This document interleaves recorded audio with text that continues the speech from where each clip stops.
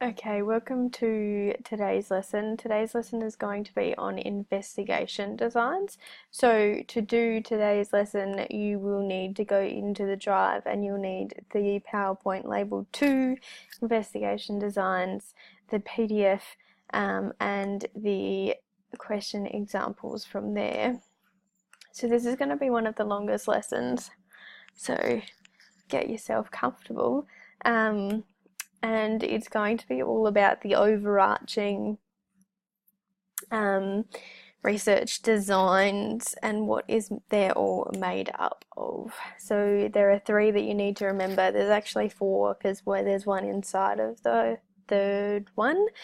And most of these terms you'll be hearing throughout the topic. So you'll get to know them and what they mean. So the designs are the plans. They are what we actually do to carry out the research.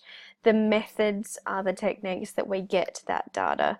So the design is the overarching thing. The method is what we use to get that data. Remember those 2 terms and the differences between it. And today we're going to be doing the designs. So these are the research methods. There's objective quantitative, subjective quantitative, and subjective qualitative. They're just the things that we use to get those answers, like behaviour counts, rating scales, survey questions, those kinds of things, and these are what we're focusing on today. So we've got experimental, quantitative, observational, and qualitative. And we know already, based on some of the terms that we know, that quantitative is numerical and qualitative is language. So you can kind of guess what they're going to be about. So the first investigation design that we're going to talk about is the experimental design. And this is where we manipulate our independent variable to see if that has an effect on our dependent variable. It's been a big day.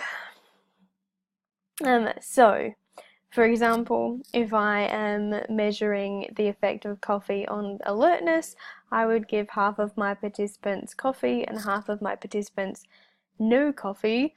And I'd measure their alertness on a scale, whatever that is, it doesn't matter. So the coffee is my independent variable and the alertness rating is the dependent variable because I'm measuring their alertness and I am changing their coffee levels. So there are 3 things that you need to remember for an experimental investigation design. These are the 3 most important things. So there's the control group. There's 2 groups. There's a control group and an experimental group. The fact that it has a control group is what makes it experimental design, because the control group acts as a basis, but we're going to get into that in a minute. There's random allocation into the 2 groups, and there is hypothesis testing. So we're testing a specific thing and we manipulate our independent variable. So sorry, you can't see some of this, but you should have your PowerPoint in front of you and you should be able to see it. So the control group. There's the control group, there's the experimental group. The control group does not receive the independent variable. It doesn't get the coffee. The control group gets nothing. The experimental group gets the coffee, because that's going to tell us whether or not it is our independent variable that's making the change. So the reason we have that control group is because it acts as a basis for evaluating the experimental group. So the groups are the same. The only thing that is different about the group is that one group gets the coffee, one group doesn't. So our independent variable, we'll see if the independent variable causes a change, and that will be able to say that that's definitely it. My dogs are lurking. Without it, we wouldn't know if it was the treatment or if it was one of the extraneous variables that were causing that change in the experimental group. So our control group is there so that we can say that there is causation. It is our independent variable that is causing the change in the dependent variable. So for example, we wouldn't be able to tell if it was the coffee that was making the students more alert or if it was something else. we randomly allocate our participants to those groups. So we've got the experimental and the control group, and we have them the same. One has the independent variable, one doesn't. We randomly allocate people to those groups. The only reason we do that is because then we have more control over those extraneous factors. I haven't chosen the people that I know are sleep deprived to go in the non-alert group, and the people that I know sleep well in the other experimental group. So we randomly allocate to try and control those extraneous factors. And I know this PowerPoint too well. So we control them, blah, blah, blah. The other thing that we do is hypothesis testing. So we have a basic idea of what our independent variable does. So I know that coffee is supposed to make you alert. Don't drink it, it's bad for you. So I create a hypothesis based on what I'm expecting to go. So I manipulate my independent variable to test that hypothesis. Okay, so they're the three things you need to remember. It is the control group is there is random allocation into the control group, and we hypothesis test, so we manipulate the independent variable.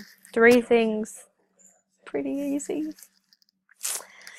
You also need to remember one of these and a disadvantage. So the advantages of the experimental design is that we can have a causal explanation of the relationship between the two variables. Because I have randomly allocated, I have made sure that there is nothing else in the control group that is going to be different. I can say that it is definitely my independent variable that is causing the change on my dependent variable. It's just inevitable. It's happened.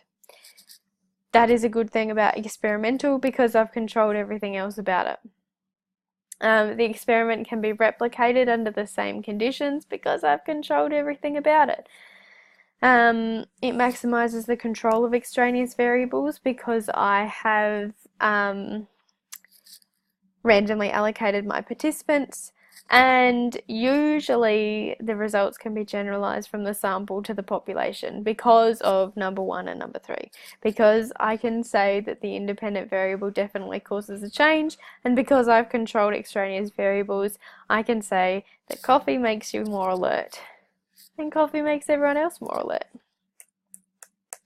Okay, our disadvantages. It might not apply in the real world. So if I'm controlling every aspect of your life, so you're getting 8 hours of sleep, you're getting a good breakfast, you're having enough water during the day, you're not doing too much physical activity, you're doing just the right amount of physical activity. The only thing that I'm changing between the two groups is that one group has caffeine and one group doesn't have caffeine. They are my results, and I apply it to the real world. You're going to try it and it's going to be different because you're going to be sleep deprived. You're not going to have a good breakfast because you slept in and you need to get to class at 9 a.m. You may have gone to the gym the night before and you had netball practice and you've been up until 2 a.m. doing your draft that was due. So you haven't had everything else controlled in your life. So I can't say that it's going to apply in the real world because probably not. Your sample might not represent your population. It might be too small, it might be too narrow, it might not represent everyone, be gender bias. There might be ethical concerns, so I can't sleep deprive you and I can't give you alcohol if you're pregnant. But, some people might. You never know. And of course, extraneous variables may interfere. I can't control every aspect of the study. I can try, but there's always going to be something that might be present. So you've got to remember the 3 things that makes an experimental design. You need to remember at least one advantage and at least one disadvantage. So remember, there could have been a better way for me to do that. Experimental design, there's a control group, there's an experimental group, there is random allocation into those groups, and you manipulate the independent variable to test a hypothesis. The best one to remember is that it is possible to infer a causal relationship because the independent variable is definitely causing the change, and it might not apply in the real world because you're controlling every aspect of it. There you go, done. The second investigation design is a quantitative observational, and it is exactly what it sounds like. You're observing and you are counting what they are doing. So we observe them, we count what it does, that's it. The reason we might do this instead of experimental is because it might be unethical or impractical to allocate the participants, or the groups might already pre-exist. So if I am doing ages, you pre-exist, I can't randomly allocate you. If I'm doing something on gender, it pre-exists, I can't randomly allocate you. If I'm doing something on a profession, it pre-exists, I can't randomly allocate you. If I'm studying the effect of alcohol on birth, I don't know, pregnant women drinking and the effect of birth, I don't know how to phrase that, it's been a big day.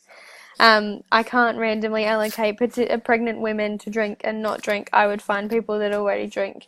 The effect of prison, I can't randomly allocate people into prison and expose them to that, so I'd find people that have already been in prison, drugs, so on and so forth. So if it is unethical or impractical to allocate them, if the groups pre-exist, we're going to do quantitative observational. We're not going to randomly allocate people.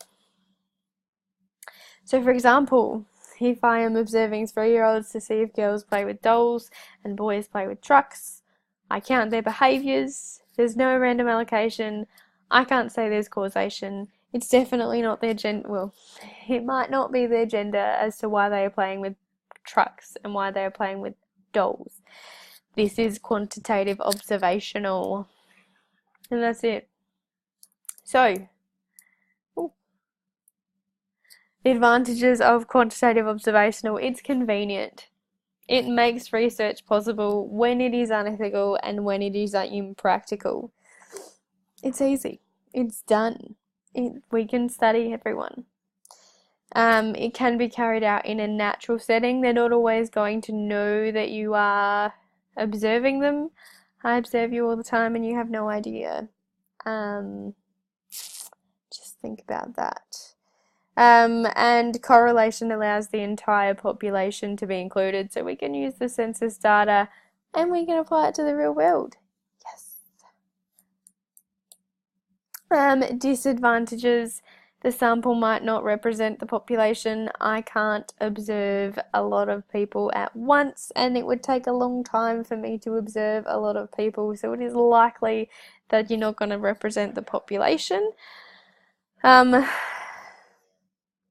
It doesn't always show a causal relationship. Like I said before, it's not necessarily the gender. And it's not necessarily the alcohol that's making the baby not pretty. It could be genetics. It could be physical attribution. It could be a whole lot of other things. So yeah, you can't always have a causal relationship. We can't repeat it because people don't behave the same way all the time. Don't touch my drink bottle, you filthy animals. You're not going to act the same way every time, so I can't repeat that. And there may be observer bias, so what I see as a child playing with a toy might be different. So for example, if as someone picks up a truck, is that them playing with it? I don't know. Observer bias. Boom. So we're going to talk about the difference between those two now. So what is the difference, you may say? Juno, can you not lean on that? You're going to press a button. So in experimental, the researcher manipulates the independent variable, but in quantitative observational, it's studied under natural conditions. Controlled, natural, controlled, natural, controlled. That's the difference. The second difference is that there is a presence of a control group. So it limits the extraneous variables in experimental, but that's not obviously possible in all quantitative observational. So, yeah, that's another difference. And the results of experiments may not be the same in natural conditions, whereas it is in natural conditions in quantitative observational, so it should be the same. There are lots of other differences, so if you come up with a difference yourself and you use that to answer a question, then that is dandy and you should do that. The third investigation design is qualitative, and qualitative is all about language. Qualitative investigation designs are not about testing hypotheses, it is about understanding things, phenomena, things. So I'm not testing whether 3-year-olds play with trucks more, and I'm not testing whether caffeine makes you more alert. I'm understanding why you drink caffeine. Yep. So there are two types of qualitative data, and this is where it starts to get confusing. So there is focus groups, an informal interview of a small group of people. Yeah, so we just have an informal interview. It uses a series of questions on one or more topics and the group discuss. So there is a facilitator out the front, sitting in the middle, in amongst the crowd, and they lead the discussion by asking questions. So, why do you drink coffee? Does it taste good? No, that's a closed question. But they would be asking open-ended questions. My dogs are fighting. And there would be an observer taking notes or recording. They might choose to record a sentence or individual opinions. That's up to how much data they want to analyze in the end. So in this section, go into videos, and there is a focus group here that I want you to have a look at. I'm not going to play it, but just have a look. Will you do stop it? Wee. Look at them.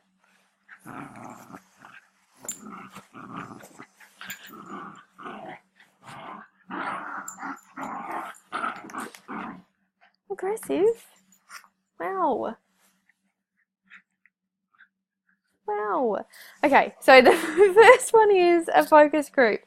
So it's all about talking, it's a discussion, it's open-ended, it's informal, it's completely informal. It's not about like speaking properly or anything. It's informal, it's happy, it's getting opinions. The second kind of Delphi technique is, of qualitative data is a Delphi technique, and this is a series of questionnaires. So remember, a focus group is a discussion, it is verbal. Then a Delphi technique is a survey, it is written. So we send them out to a group of people. And we ask their opinion on a complex problem. So an example of this is that my university, when I first graduated, sent out a survey asking what I'm doing, if I have a job, if my university degree prepared me well enough for my job. It didn't. But anyway, so they sent out the survey and I filled it out when I first graduated. Then they sent it out another year later to check if I still had a job, if I held the same job, if I still didn't feel prepared. And then they sent another one out this year. So this year is my 4th year. And they're sending out the survey again to check. And I guess it's a longitude study. It's asking opinions. It's getting people's ratings. And they're going to make changes, hopefully, based on that feedback. So usually with a Delphi technique, the first questionnaire is open-ended. It starts with, what do you feel about this? And then the subsequent ones go to rating scales. So it goes, you said you felt this. On a scale of 1 to 10, how excellent are you feeling about it now?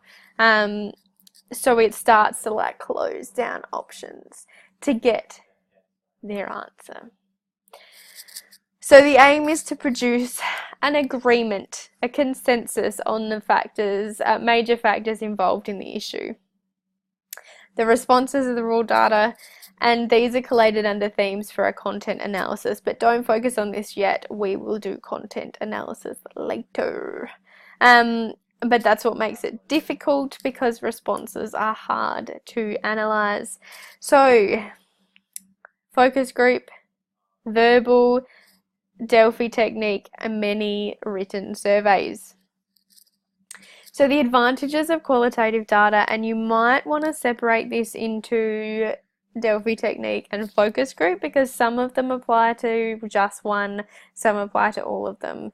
So mostly both of them allow the study of complex problems, because we get people to respond. They say their opinion. So complex problems, it's verbal data. We can do that. It maintains individual data. People can be themselves. Focus groups can be used with illiterate people. They don't have to be able to read. They don't have to be able to write. Focus groups also become a comfortable environment where people are happy to give their responses, because other people are responding, and like, you can go, hey, yeah, I agree. That's a good idea. But I also think that this is a thing. So it's comfortable. Delphi technique, they can do it in their own time, they can do it in their own space, they can not do it if they want to, it's up to them. Disadvantages, I think, there's 2. Disadvantages, we can't replicate it because you're likely to not have the same responses again.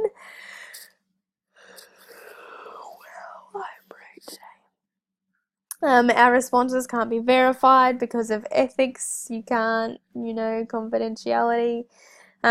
We can't establish a causal relationship because there is no variables.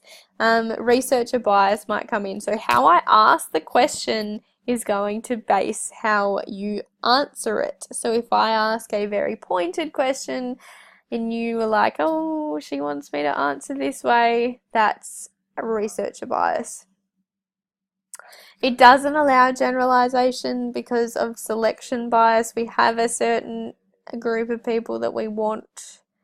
We don't randomly do it.